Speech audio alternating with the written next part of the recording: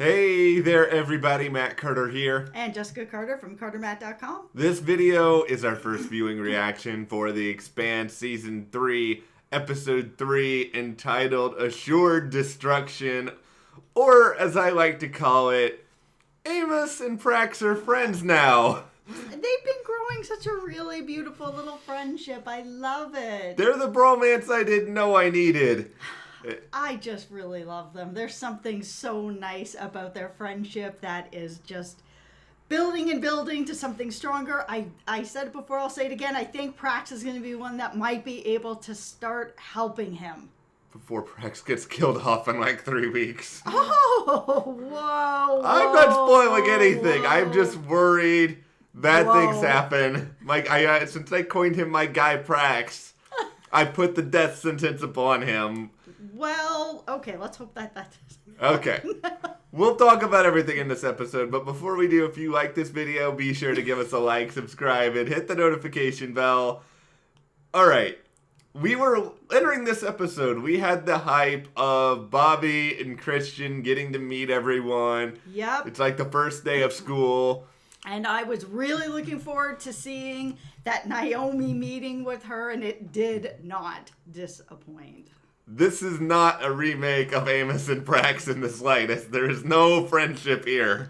There is no friendship here, and I didn't expect that there would be. I thought it was gonna go kind of like this, but I didn't expect it to be quite so bad / entertaining to watch. Yeah. There were little things in here that I forgot about in terms of like how entertaining they would be. Like Bobby seeing like desecrated Martian flag and freaking out about it. That was great. I was a little bit worried we were going to see that fight there with Amos. But it didn't happen. I do not want to actually see that fight. That fight scares the heck out of me. I feel like it's going to be too much. I don't want to see that fight. However, my money's still on Bobby. Yeah, I about 5 minutes in, I was like, wow, this is going to happen even earlier than I predicted. But they managed to save. I don't know what we would call this. I mean, I feel like it would just be the I don't even have a good name. I was trying to think of something like the game, like when you had the Mountain versus the Hound on Game of Thrones, and there were all these cool names for that. But no. Anyway, the good news is they're all there. Bobby seemed like she was about to kill people at least like 4 different times. But that's par for the course. She's a killing machine. Yeah. So it's all good. Well, she's trained as a killing machine. She's trained, but there's no incentive for her to kill everyone right now. I mean, she's got Alex there. Alex. It seemed like Alex kind of oscillated. Martian buddy. At times, and then at times it was also she also wanted to kill him. Yes, but it was. Overall, I got everything that I hoped to get out of all of these meetings. I wanted to see Christian and Naomi have at it a little bit, and it was very well acted, very well written, lots of tension, really great scene. And I got to see Christian and Holden. I kind of expected it to go that way, where Christian was trying to work her manipulation on him. Oh, by the way, I met your mother, and she's doing well. I was waiting for something like that to kind of pop off, and it did. That was one of my 2 favorite Christian moments of this episode. Yeah. I loved how she tried to work that in there, trying to get Holden on her side. I liked how Holden still wanted to do what Holden wanted to do. He didn't fully give in to her. It was just a small moment, but I really love the scene with Amos and Christian where, Amos is talking to her about wearing flats and all this other stuff, and then he's just like, I did some stuff before I was on the ship too. They've done a very good job just giving us a little bit of him each time. But it's very... It leaves so much of the imagination when he says something like that that something's gone on. He doesn't need to get into details with it. The imagination is far better than actually having him describe it. We know what happened. Also, he said he died in Baltimore in order to escape. Yep. I don't know exactly what that means. There's a story there. Yeah, did he fake his own death at some point? Did he die in the same fire that Reddington died in the Blacklist and is somehow still alive, maybe. Maybe it was something more in his soul. Yeah. Not soul, but like, he's clearly cut off. And he's lost a part of who he is. And he became this very hardened, non-empathetic man. Maybe that's what he means. Yeah. That was where it died for him and he became this man. Yeah, that's certainly possible. And But it's also possible that he straight up is dead somewhere and people don't know. Yeah, I think that all cards are on the table. This is why I would like 4 episodes of The Expanse that are like lost, where you get like flashbacks throughout them. I mean, I know we only have so much time here, so I'm proposing Jeff Bezos. I know you have a lot of money. I know you love The Expanse. You're responsible for keeping it on Amazon. I see. Order like 4 or 5 more episodes that are based on, we've heard in the comments that there's novellas out there. There's one of Amos and his whole sort of backstory. You can give us one of those since we're pleading to Jeff Bezos for stuff. Yeah, which, also I even have a title for you. The Expanse Origins. It's very creative. You're welcome. Okay, well, that is happening. This was fun, but in the end, it seems as though, I think there's an awareness that the proto-molecule is problematic, to say the least, but it seems as though Holden is still kind of staying the course on what his current plan is. Yeah, that was also a really interesting interaction with Christian and Naomi when she found out that Naomi gave Fred the proto-molecule. Yeah. Because I felt it from Naomi's side. Yeah. Which is different for me because I love Christian and I'm always sort of Team Christian, but I was not Team Christian in this. I felt where Christian was coming from, that she seemed like she was threatened that, the Belters were going to have something and that they were going to be players and that there's nothing she can do about it anymore. It was an interesting moment to see it on Naomi's face, to be like, yeah, that's right. And what do you do? Step up. Well, what was great about it is I think it's another reminder where every single character on this show, even if we love them 99% of the time, there's still that 1% of the time where they do something that we don't fully agree with, or they say something that's like, I don't know about that. And yeah, at first I didn't know about this proto-molecule because it seems to be killing everybody. Yeah. But I understand why Naomi did it. And especially in that moment, I saw and understood why she did it. Are you ready for this episode's edition of my ongoing segment of Aaron Wright as a jerk? He is a jerk. Let's talk about it. All right, so my favorite moment for Aaron Wright, and I mean, this entire storyline is extremely dark, by the way, because we're talking about war and millions of people potentially dying and all sorts of other stuff, but yet here is Aaron Wright, who's basically like going over to Anna and being like, nah, I'm better than you. Yeah, that scene at the end was pretty rough. That he basically blamed her for all those people dying. Yeah, he's just like taunting her, and he's just like, we just met Anna. Like, can you be a little bit nicer to her?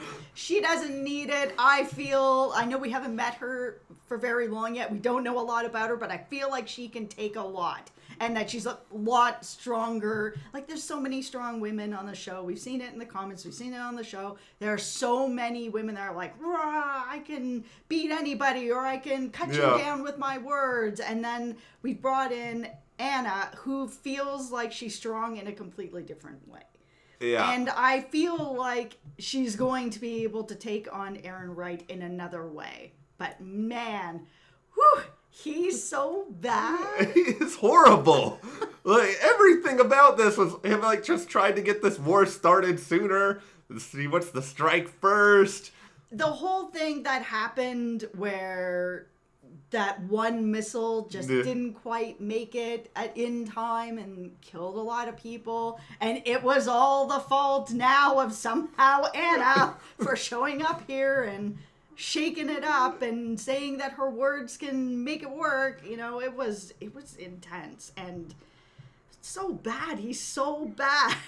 This was one of the, I mean, it's another great example of how horrible this guy is, also how compelling he is to watch. Also, if I'm Anna, I'm internalizing everything, I am listening to everything, I'm soaking it in. It's like, I can only use analogies for things that I understand. So it's almost like Aaron Wright is a Survivor player who's going out there and is basically like, I'm the king of the island, I'm doing this, I have all that power.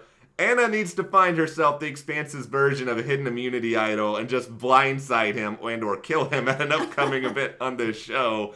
Well, I think she has that because they're both in the sort of the same position to have the ear of the person in charge. So if she can pull that ear back, then Aaron Wright's going to be kind of screwed. And that'll be fun to watch. Yeah. Just lure him into a false sense of security. Feed that ego, feed that cockiness so that he doesn't see it coming, and that will make the inevitable demise all the more fun. I'm just assuming that it's coming. I mean, watch it. Aaron Wright ends up being like the last person standing on this show. Yeah, well, he'll be there then with Fred Johnson, who I legit thought would be dead by now, but we haven't really seen a lot of him since then, just, a little bit with Drummer at the Bar or whatever, but... Yeah, it could be that the people that we love are not going to make it, and Prax is going to eat it, and we lost Shed, and I've lost Miller, and we're going to have the Aaron Wright and Fred Johnson standing at the end. Not that I don't like Fred, actually. Fred's fine. Fred's busy treating the infection that Drummer has after working out while still bleeding out. But, all right, so... Also in this episode, though, Julies-Pierre Mao, this was fascinating to me. This is a dark storyline going on over. This is a dark season. This is a really dark season, but it seems as though, maybe a tiny sliver of humanity is awakened in this guy, because it's actually, experimenting on kids isn't the best idea. Well, it was kind of cool that it was Prax's daughter that gave him that little bit of a moment. And I mean, let's be fair. May is like the cutest, sweetest little kid I've seen in a long time on TV. She is so cute. That little face could make me do anything. Yeah, it was like she had just sort of like the all factor going for her, and she was also very nice despite, being taken in by all these people. Well, and I think it also maybe hit him a little bit that she was so excited about the superpowers. I can't believe we're talking about that, but that she was so excited about the superpowers, and that gave Mao that moment where he felt like maybe experimenting on kids isn't so bad. Look, she's excited. This is great. Oh, her friend is dying on the ground, and looking at her horrified little face. I actually didn't expect that. I didn't either, and because he knew what he was doing this whole time. He is experimenting on children. It doesn't make it any less real when you see a face. I don't believe it. You know what you're doing. Yeah. By the way, can I call her friend Proto SpiderMan? Because it felt like he was starting to get some Spider-Man stuff going down. I feel that you can. We'll see. If you're okay with that, leave it in the comments. Well, if not, leave us an F in the comments. Well, okay, I'm doing it for this video. Proto SpiderMan, he gets getting that ability to climb up stuff. He's cool. He's getting some stuff together. Yeah, this is really. But as it was said in the first Spider-Man, with great power comes great responsibility, and unfortunately... Well, now he seems to be having a great stroke. Yeah, now he's having a great possible death, and, now all of a sudden, Mal starts to feel a little bit bad. Strickland, I don't know how bad he feels, but... He's just a bad man. Yeah, he really is. Of all the people that are on this show that are going sideways, like Aaron Wright and Mao, Strickland is the worst. And that's saying a lot, because Aaron Wright is on this show. Yeah, it's true. But, you're going to experiment on children and let them die, and, come on. Yeah, it's not, it's far from good. I don't care what his motivations are. Just that act alone is really, really bad. That proto-molecule needs to take him over and do horrible things to him. I put that in the universe, and I don't care. Maybe we need, because we have Proto SpiderMan, we need, a Proto Dr. Octopus, a Proctopus, if you will, is gonna go and then take him out. A Proctopus. I feel like we're making a whole brand new show here. You're welcome. Okay, no, lightly ripped off of Spider-Man. Yeah, I know. All right, so one other thing I think is worth noting here. Koyar's alive, everyone. He's not dead. So he's still there, and yet he's also, killing his friend. Well, he's not really his friend. Well. Yeah, they had a little bonding moment, but, he has to do what he has to do. He felt bad. He said he's sorry. Yeah. I'm sorry. Now I'm going to choke you out. that guy was totally going to end up ruining it for both of them. I know. I mean, he's doing what he's got to do. He's trying to survive, and it seems like he's trying to, he's trying to work his social game here. Yeah, and he did. And he actually gave a lot of information. I was kind of surprised, to be honest, in that moment. I thought he wouldn't trust anybody at all. And I know that I can't remember his name, but he was working with Christian for a little while on Earth, but just the same. Like, I don't know why he would have given away such an important piece of information, like the fact that Christian is still alive, that it's not the time. Here's my thinking on it mostly, is just that I feel like he's somebody who reads the room, because, I mean, we saw a little bit of his backstory back on Earth, and that he was really like an underground sort of guy. Yeah. So maybe he's just really good at sort of being able to read people, and maybe he thought in this moment, you know what? I think I can go there here. I think it's going to work. He's taking a chance, and it's a really big chance. It's a huge chance. I was really surprised, especially since he doesn't really know who's who and what's happening in that type of regard, because he's being held prisoner right now. And the power's off and this guy comes running in, and it could be a setup. Like, he just doesn't know for sure. So that was the only moment I was a little bit surprised about. Well, Kotyar, I believe in you. I'm not gonna let something terrible happen to you, as though I have any power in the situation at all. But I don't think anything's gonna happen to him. Now I've said that. I'm putting that out there. Okay, well, I like him too much. We have now cursed him. But anyway, it was nice to actually see him sort of operate independently of everybody else, and not just with Christian. That was great. Yeah. This was a really good episode. For me, this was probably we're only a couple in, but my favorite of the season so far. I really enjoyed it. Yeah, there was a lot of just good emotional little bonding moments with people, backstory. Yeah, there's a little backstory for a lot of people. I really like that a lot. Also, you know me, I'm into the characters. That's what I like about the show. So anytime I can get more development, more backstory, more connections, I'm in it. And we also, of course, high stakes. A lot of people died in this episode. Yeah, a lot. Aaron Wright, and I'm blaming him. He killed a lot of people. Yeah, he did. So I think the stakes are high for episode 4, which we will be getting into very, very soon. But we want to know from you guys, what did you think when you saw The Expanse Season 3, Episode 3 for the first time? Let us know in the comments, and if you like this video, give us a like, subscribe, and if you want to support us more and get a shirt like the one I'm wearing, just check out that link in the description to the Carter Matt store, and we'll see you here next time.